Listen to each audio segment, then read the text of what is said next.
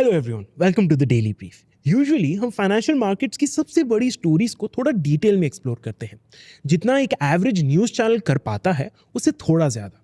पर आज का दिन थोड़ा अलग है, और सिर्फ इसीलिए ही नहीं क्योंकि आज 2025 का पहला दिन है। Happy new year by the way. हमने सोचा कि आज थोड़ा कुछ नया ट्राई करते हैं, तो आज के हेडलाइंस डिस्कस करने के बजाय मैं रोहित आपके लिए द डेली ब्रीफ के राइटर्स कशिश, कृष्णा, अनुराग और प्रणव की ओर से उनकी सीखी हुई कुछ लेसन्स आपके लिए लाया हूं।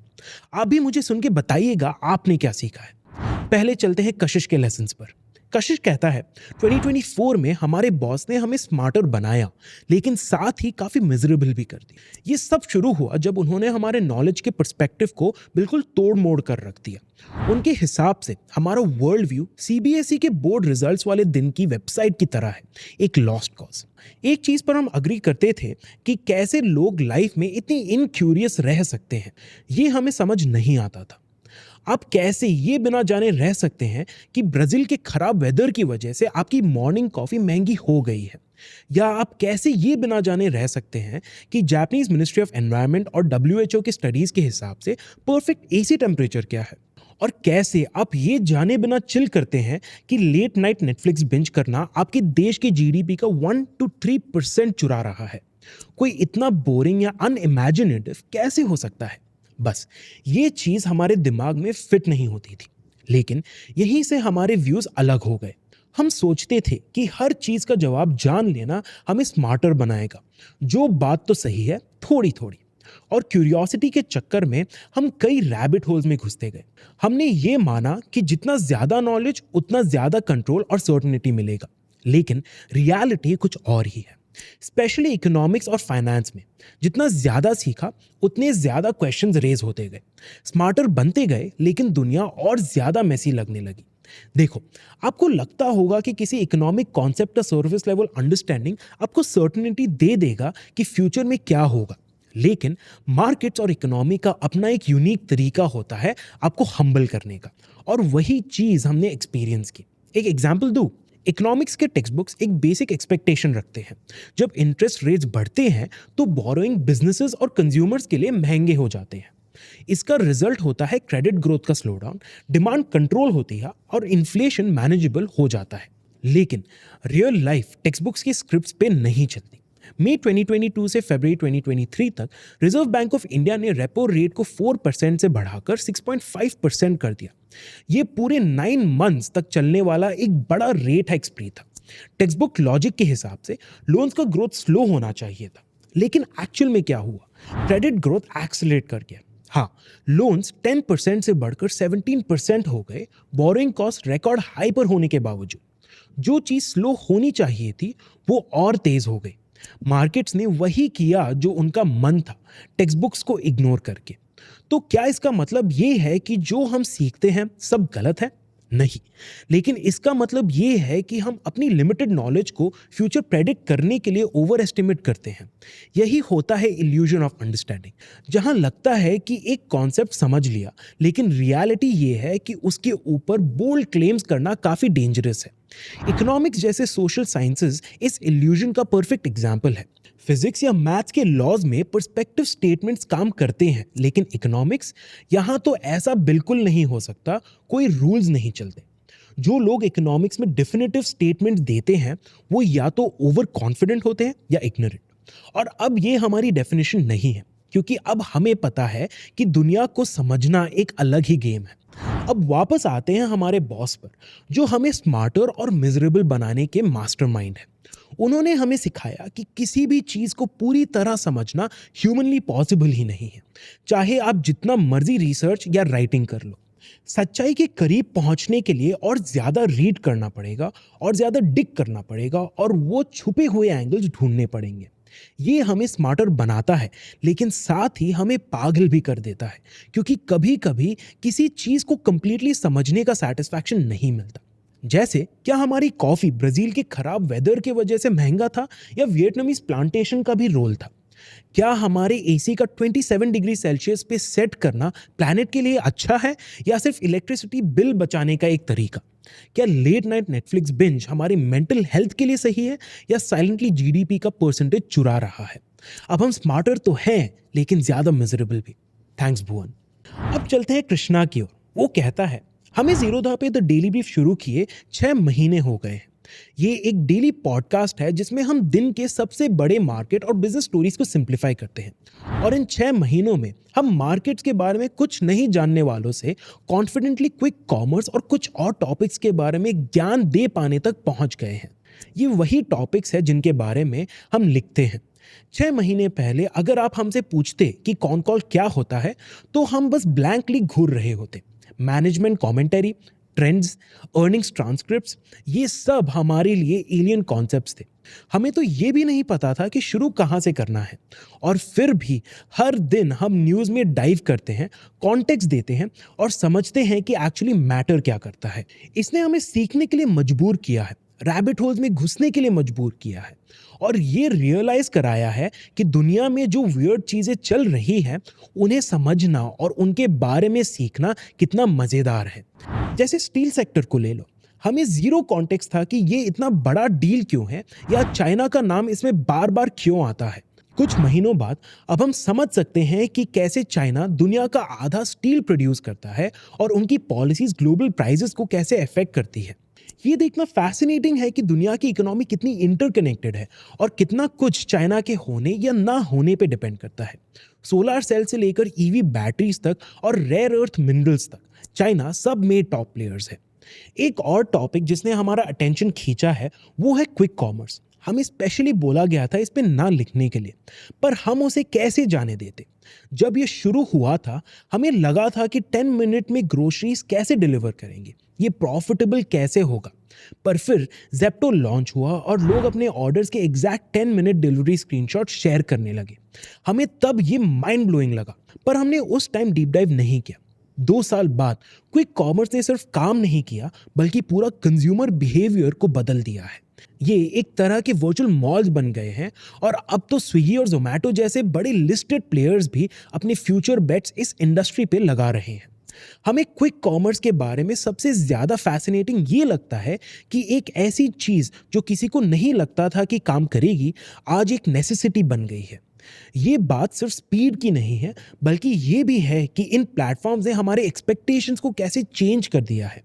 आज हम सोच भी नहीं सकते हैं कि कभी हम 3 दिन तक अपने ऑर्डर्स के लिए वेट कर लेते थे। और जब ट्रेडिशनल बिजनेसेस भी इस स्पेस में जंप करते दिखते हैं, तो ये साबित करता है कि ये कितना बड़ा शिफ्ट है। और जितना हमने इन टॉपिक्स के बारे में सीखा है, ये सिर्फ फैक्ट्स या ट्रेंड्स बोलने के लिए नहीं है, ये डॉट्स कनेक्ट करने के बारे में है। जैसे ये समझना कि चाइना क्रिटिकल मिनरल्स में डोमिनेट करता है सिर्फ नंबर जानने की बात नहीं है। ये देखना ज़रूरी है कि उनका कंट्रोल कैसे ईवी सप्लाई चेन से लेकर ग्लोबल पॉलिटिक्स तक हर चीज़ को इम्पैक्ट करता है। वैसे ही क्विक कॉमर्स के साथ बात सिर्फ डिलीवरी या कन्वीनियंस की नहीं है, बल्कि ये है कि कैसे इसने कंज्यूमर एक्सपेक्टेशंस को रीराइट किया है और ट्रेडिशनल रिटेल्स को डिसरप्ट किया है। अगर पीछे मुड़ के देखें तो ये 6 महीने एक इंटेंस एजुकेशन जैसा फील होता है।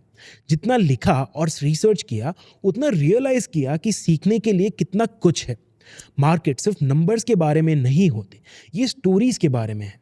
लोग क्वार्टर ऑन क्वार्टर ग्रोथ देखते हैं, पर जो सच में मैटर करता है वो है लॉन्ग टर्म इम्पैक्ट क्रिएट करना।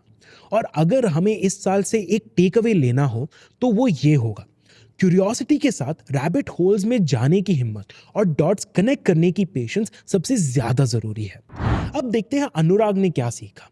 वो कहता है, 2024 को देखते हुए एक चीज जो हमें साल भर बहुत फैसिनेटेड करती रही वो है इंडिया की इकोनॉमिक और कंजम्पशन स्टोरी। ये स्टोरी कॉन्ट्रडिक्शंस, रेजिलियंस और नए पॉसिबिलिटीज का एक यूनिक मिक्स है जो हमारी ग्रोथ को समझने का नजरिया कॉन्स्टेंटली बदलती रहती है। इंडिया एक मार्केट की तौर पर कॉम्प्लेक्स है लेकिन इंस्पायरिंग भी। ये सिर्फ यूजुअल इकोनॉमिक आइडियाज के बियॉन्ड जाकर हमें कुछ अलग लेसन सिखाता है। यही चीज हमें हमारे देश को स्टडी करने लायक और ट्रूली अमेजिंग बनाती है। दुनिया की 5th लार्जेस्ट इकोनॉमी होने के बावजूद इंडिया किसी एस्टैब्लिश्ड ग्लोबल फाइनेंशियल या इकोनॉमिक फ्रेमवर्क में परफेक्टली फिट नहीं होता। यहाँ कई पैराडॉक्सेस है। पॉवर्टी में एस्पिरेशंस है, एंशिएंट ट्रेडिशंस के साथ टेक्नोलॉजिकल एडवांसमेंट्स है और modern consumerism deep rooted cultural values के साथ चलती है। ये कॉन्ट्रास्ट हमारी इकोनॉमी का एक ऐसा यूनिक फैब्रिक बनाता है जो किसी और कंट्री में नहीं मिलता। इंडिया को एक इकोनॉमी के तौर पर समझते हुए हमने ये रियलाइज किया है कि ये कुछ बड़े कॉरपोरेट और मेजर सिटीज तक लिमिटेड नहीं है। ये लाखों स्मॉल कंज्यूमर्स और सप्लायर्स के बीच डिसेंट्रलाइज्ड है। यही डिसेंट्रलाइजेशन इंडिया को समझना चैलेंजिंग बनाता है, लेकिन उतना ही फैसिनेटिंग भी। सोचिए, इंडिविजुअल इनकम ग्लोबल स्टैंडर्ड्स के कंपैरिजन में शायद कम हो सकती है, लेकिन जब इन्हें कलेक्टिवली देखा जाए तो हमारी पॉपुलेशन का शेयर साइज एक मैसिव मार्केट क्रिएट करता है। ये डायनामिक इंडिया को एक टफ मार्केट बनाता है, लेकिन जो लोग इसकी इंट्रिकेसी समझने की कोशिश करते हैं उनके लिए एक बड़ा अपॉर्चुनिटी भी है। हमारी इकोनॉमी में मिडिल क्लास एक बड़ा पार्ट कंट्रीब्यूट करता है। एक तरीके से देखा जाए तो इंडियन मिडिल क्लास हमारी कंट्री के कंजम्पशन का सेंट्रल इंजन है। थोड़े नंबर समझते हैं। इंडिया में सिर्फ 5% हाउस होल्ड ऐसे हैं जो हर साल 30 लाख रुपए से ज्यादा कमाते हैं। मतलब 150 करोड़ की पॉपुलेशन में सिर्फ 7.5 लाख लोग हैं। इसके बावजूद हमारी इकोनॉमी में ज्यादातर एक्टिविटी सिर्फ टॉप 5% पर रिलाई नहीं करती। एक्चुअल एक्शन उस मैसिव मिडिल क्लास के साथ होता है जिसे किसी भी हाल में इग्नोर नहीं किया जा सकता। इंडिया का मिडिल क्लास ज्यादातर एस्पिरेशनल है। इनका फोकस एफ्लुएंस या वेल्थ पे नहीं है और उनका कंजम्पशन पैटर्न इस बात को परफेक्टली दिखाता है। Contrary to popular belief, India का मिडिल क्लास रेकलेस स्पेंडर नहीं है, बल्कि वो ज्यादा स्ट्रेटेजिक है और क्वालिटी और वैल्यू में इन्वेस्ट करते हैं। किसी ने एक बार कहा था, इंडिया प्राइस सेंसिटिव मार्केट नहीं है, ये एक वैल्यू सेंसिटिव मार्केट है। और हमें लगता है ये एक स्टेटमेंट इंडियन कंज्यूमर बिहेवियर का एसेंस परफेक्टली कैप्चर करता है। अगर कंज्यूमर बिहेवियर की बात करें तो शायद इंडिया का सबसे इंटरेस्टिंग सेगमेंट रूरल पॉपुलेशन है। जहां मीडिया नैरेटिव्स कुछ और सजेस्ट करते हैं, वहां हम बताना चाहते हैं कि इंडिया का आधा इनकम रूरल एरिया से आता है। रूरल कंज्यूमर शायद अमीर ना हो, लेकिन इसका मतलब ये नहीं कि वो इन्फॉर्म्ड, कनेक्टेड या एस्पिरेशनल नहीं है।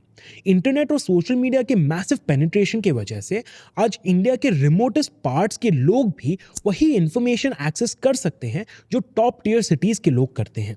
इस कनेक्टिविटी ने रूरल इंडिया के रोल को फंडामेंटली चेंज कर दिया है। डिजिटल टेक्नोलॉजीज जैसे स्मार्टफोन्स और यूपीआई पेमेंट्स ने आज रिमोट विलेजेस तक को ट्रांसफॉर्म कर दिया है। ये एरियाज भी इंडिया के कंजम्पशन स्टोरी के एक्टिव पार्टिसिपेंट्स बन गए हैं, जो कुछ साल पहले तक अनइमेजिनेबल था। इसीलिए जबकि मुंबई और दिल्ली जैसे बड़े सिटीज मीडिया का स्पॉटलाइट ले जाते हैं, असली ग्रोथ स्टोरीज रिलेटिवली छोटे टाउन्स और सिटीज से निकल रही है। ये एरियाज जिन्हें टियर 2 और टियर 3 सिटीज कहते हैं, अब हमारे देश के फ्यूचर कंजम्पशन और इनोवेशन को शेप कर रहा है। इसीलिए जब हमने कहा कि इंडिया किसी एस्टैब्लिश्ड ग्लोबल फाइनेंशियल या इकोनॉमिक फ्रेमवर्क में फिट नहीं होता, इसका एक बड़ा रीजन हमारे मार्केट की डाइवर्सिटी और कॉम्प्लेक्सिटी है, जो ग्लोबल कंपनीज को समझना मुश्किल लगता है। एक टिपिकल गलती जो वो करती है वो है एक one size fits all strategy को पुश करना। वेस्टर्न बायसेस की वजह से वो इंडियन मार्केट्स के न्यूआंसेस मिस कर जाते हैं और इंडियन कंज्यूमर्स के लिए वैल्यू सबसे ज्यादा जरूरी है, चाहे वो मेट्रोज में हो या विलेजेस में। अगर हमें समराइज करना हो तो इंडिया की इकोनॉमी कॉन्ट्रास्ट से भरी हुई है। ये मॉडर्न भी है और ट्रेडिशनल भी। ये फास्ट ग्रो कर रही है लेकिन अनइवन भी है। अगर कोई बिजनेस यहाँ सक्सीड करना चाहता है तो उसे अलग तरीके से सोचना पड़ेगा। बात कभी भी ग्लोबल स्ट्रैटेजीज को इंडिया में कॉपी करने की नहीं होती, बल्कि ये हमेशा एक यूनिक अप्रोच बनाने की होती है जो हमारे स्पेसिफिक नीड्स को परफेक्टली मैच करे। और जो इसमें सक्सेसफुल होते हैं उनके लिए रिवॉर्ड्स भी अमेजिंग होते हैं। जबकि ये कॉन्ट्रास्ट की स्टोरी कई सालों से सच है, 2024 ने हमें ये सिखाया है कि इंडिया एक ऐसा मार्केट नहीं है जो ग्रो होने का वेट कर रहा है। हम एज अ मार्केट वहाँ पहुँच चुके हैं। बस फर्क ये है कि हम अपने टर्म पर वहाँ हैं, जो अक्सर ग्लोबल डेफिनेशंस के साथ अलाइन नहीं होती। इंडिया एक बहुत ही अलग कंट्री है। यहाँ स्मॉल बिजनेसेस काफ़ी बड़ा रोल प्ले करते हैं, एस्पिरेशंस, कंजम्पशन चॉइसेस को ड्राइव करते हैं और डिजिटल टूल्स और टेक्नोलॉजीज एक लेवल प्लेइंग फील्ड क्रिएट करते हैं, चाहे आप कहीं भी रहते हो और कितना भी अर्न करते हो। अगर कोई इकोनॉमिक्स, फाइनेंस और कंज्यूमर बिहेवियर को समझने में इंटरेस्टेड हो तो हमारा मानना है कि इंडिया को एक ईयर लॉन्ग केस स्टडी के तौर पर स्टडी करना एक बहुत अच्छा आइडिया है। अब आखिर में प्रणव की ओर चलते हैं। प्रणव कहता है, इस साल हमने एक चीज सीखी है, हम फ्यूचर को लेकर टेरिफाइड और थ्रिल्ड दोनों हैं। जब एआई चैटबॉट्स पहली बार आए तो हमें कुछ खास इंप्रेस नहीं किया। ऐसा लगा कि बस एक एडवांस राइटिंग असिस्टेंट है जो कॉन्फिडेंटली गलत इंफॉर्मेशन देता है। हमें समझ नहीं आया कि इसका अपील क्या है। ये बस एक मशीन था जो बात करना सीख गया था। क्यूट गिमिक था, शायद एक इंजीनियरिंग मार्वल भी हो, पर हमें एक कंप्यूटर से बात करके क्या मिलेगा? ये हमारे कोई प्रॉब्लम सॉल्व नहीं कर रहा था। हमने सोचा नॉवेलिटी खत्म होते ही हम इससे बोर हो जाएंगे, और अब हमें ये रिपोर्ट करते हुए खुशी हो रही है कि हम गलत थे, क्योंकि एआई ने हमारी लाइफ बदल दी है। बाय द वे, हम अभी भी मानते हैं कि एआई एक मीडियोकर राइटिंग असिस्टेंट है। अगर आप एआई का यूज सिर्फ ईमेल लिखने या मेन्युअल ऑफिस वर्क ऑटोमेट करने के लिए यूज कर रहे हैं तो आप बहुत कुछ मिस कर रहे हैं। आइए थोड़ा बड़ा सोचते हैं। एआई आपकी कमांड पे आपको एडिशनल इंटेलिजेंस देता है। जब आप समझ जाओगे कि एआई से बात कैसे करनी है तो ये आपके लिए सोचना शुरू कर देगा। वर्कआउट करना है पर आप थोड़ा टायर्ड और लेजी फील कर रहे हो और आपके शोल्डर्स दुख रहे हैं और सिर्फ 30 मिनट है, एआई आपके लिए परफेक्ट वर्कआउट प्लान देगा। बिरयानी के इंग्रेडिएंट्स लाए हो पर राइस खराब कर दिया और गेस्ट के लिए कुछ और जल्दी बनाने का प्लान चाहिए, चैट जीपीटी आपको एक नई रेसिपी दे देगा। पार्टी के लिए तैयार होना है पर ब्लोटेड फील कर रहे हो और कॉन्फिडेंस लो है और समझ नहीं आ रहा कि कपड़े कैसे पहने, एआई यहाँ भी मदद करेगा। यही तो स्पेशल चीज़ है एआई की इन्फिनाइट यूज केसेस है। ये आपको हर सिचुएशन के लिए परफेक्ट आंसर दे सकता है। आप हमें एक सिनेरियो दो और हम आपको एक नई यूज केस बताएंगे। हमें नहीं लगता कि पहले कभी कोई ऐसा प्रोडक्ट बना है। इंटरनेट क्लोज आता है जैसे कि कंप्यूटर्स या स्मार्टफोन्स, पर ये सेम नहीं है। आपके ऐप्स एक या दो चीज़ें अच्छे से करते हैं।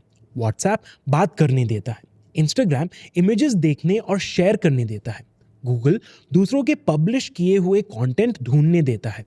आप इनका यूज अलग अलग रीजंस के लिए करते हो। हमें लगता है एक प्रेडिक्शन कॉन्फिडेंटली कर सकते हैं। जैसे स्मार्टफोन्स का यूज लोग रफली सेम करते हैं, एआई का यूज हर इंसान अपने यूनिक तरीके से करेगा। ये अल्टीमेट पर्सनलाइज सुपर ऐप बनेगा। कुछ महीने एआई एक्सटेंसिवली यूज करने के बाद हमारा नजरिया बदल गया है। अब हमें लगता है कि शायद हम गलत हैं।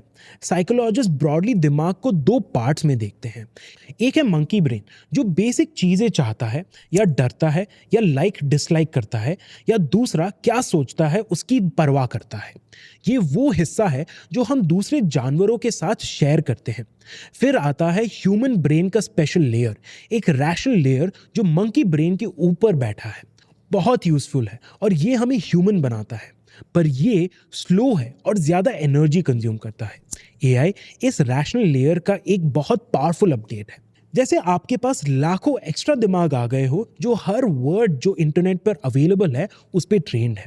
ये इन्फिनाइट इंटेलिजेंस है जो आपकी कमांड पे है। अगर एआई का आंसर पसंद नहीं आया, दूसरे 5 मांग लो या 20 या 200। अब सवाल ये है कि एआई के साथ ऑगमेंटेड इकोनॉमी के लिए कैसे प्रिपेयर करें। जब हमने अपने मसल पावर को इंजन के साथ ऑगमेंट किया तो व्हीकल्स, फैक्ट्रीज, स्काईस्क्रेपर्स बनाए। कंप्यूटर्स ने वीडियो गेम से लेकर 3D प्रिंटिंग तक सब कुछ दिया। जब स्मार्टफोन आया तो किसी ने नहीं सोचा था कि ब्लिंकिट या उबर जैसे सर्विसेज आएंगी। टेक्नोलॉजी को मिक्स करके नए कॉम्बिनेशंस बनाने में हम एक्सपर्ट्स हैं। अब जब हमारे पास एआई जैसे यूज केसेस हैं तो सोचो हम क्या बनाएंगे। हमारे पास 1000 टाइम्स स्मार्टर होने की एबिलिटी होगी और हम क्या करेंगे हमें पता नहीं। बस इतना पता है कि एक फंडामेंटल ट्रांसफॉर्मेशन होने वाला है। हमें पर्सनली क्या लगता है, एआई के साथ खेलो, बस इसके मैजिक को एंजॉय करो। देखो कि आपका दिमाग कहाँ शॉर्टफॉल करता है और सोचो कि एक्स्ट्रा इंटेलिजेंस के साथ जिंदगी कैसी लगती है। इसे सिर्फ एक वर्कप्लेस टूल मत बनो, अपनी जिंदगी के लिए यूज करो। हम ये अपने पर्सनल एक्सपीरियंस से बता रहे हैं, ये एक कंप्लीट गेम चेंजर है। तो ये थी हमारी 4 राइटर्स की अब तक की लर्निंग्स। आप मुझे कमेंट में बताओ आपने क्या सीखा। लाइक, शेयर और सब्सक्राइब करना मत भूलेगा। मैं हूँ रोहित अग्रवाला और ये था द डेली ब्रीफ। मिलता हूँ मैं आपसे अगले एपिसोड।